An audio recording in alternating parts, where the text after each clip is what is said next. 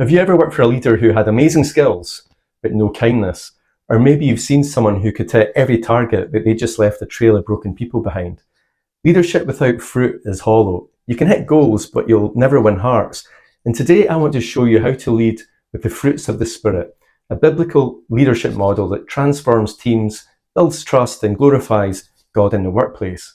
So welcome to Faith-Driven Leadership, where we help Christian business leaders navigate everyday challenges with biblical wisdom. If you've ever wondered how to bring your faith into leadership without sounding too preachy or preachy at all, this is your space.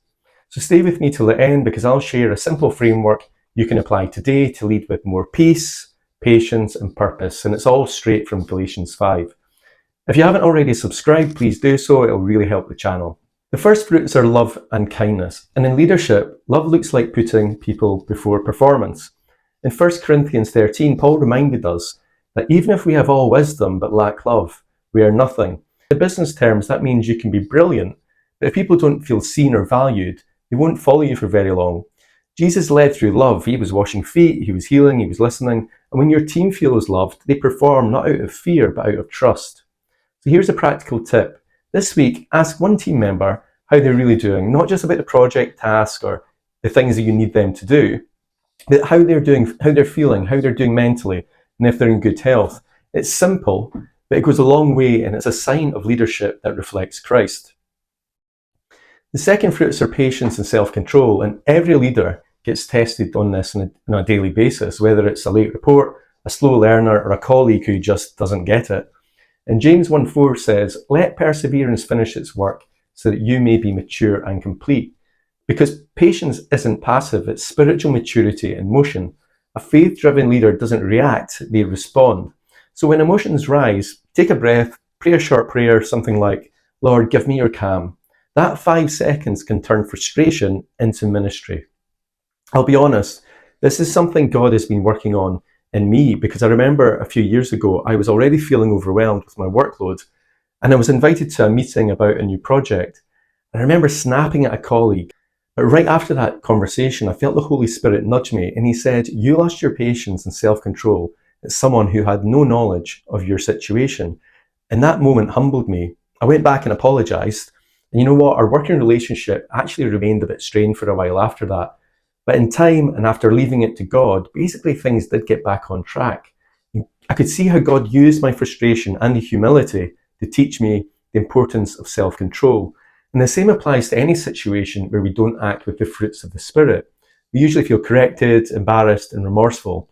That's why it's so important to intentionally bring the Holy Spirit and His fruits into our daily interactions, because they are crucial to our witness as Christians in the marketplace. Finally, faithfulness and gentleness. Faithfulness means showing up consistently, keeping your word even when it costs you. And people don't follow perfection. Remember that people follow consistency and gentleness. And gentleness isn't softness, it's strength under control. So if you think about how Jesus handled Peter's denial, firm truth but gentle restoration. In the workplace, that means correct in private, encourage in public. And remember, every person you lead is someone Christ died for. When we lead like that, people experience a glimpse of the kingdom, even in the boardroom. Here's how you can apply this today. Number 1, pick one fruit of the Spirit to focus on this week. Number 2, each morning, play, "Lord, grow this fruit in me as I lead." And number 3, reflect at the end of the week. How did your leadership feel different? Be intentional about auditing yourself each week. How did I show up in that meeting, that difficult conversation or client exchange? What fruits did I live out? Here's the key. If you do not operate with fruits, you operate out of the flesh, and the flesh is a terrible witness. I remember being at a dinner as a new Christian, and I basically started preaching to my in-laws and my brother-in-law. And when I noticed how much I was shaking, I realized I was shaking out of anger at their refusal to accept the gospel.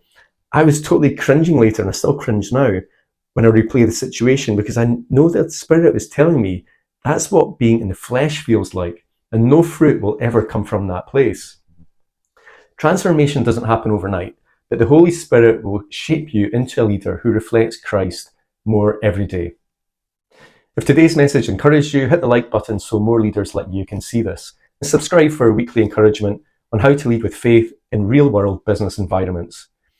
And tell me in the comments, which fruit of the Spirit do you most want to grow in as a leader? Leadership isn't just about results, it's about revealing God's character through your leadership. I'll see you next week.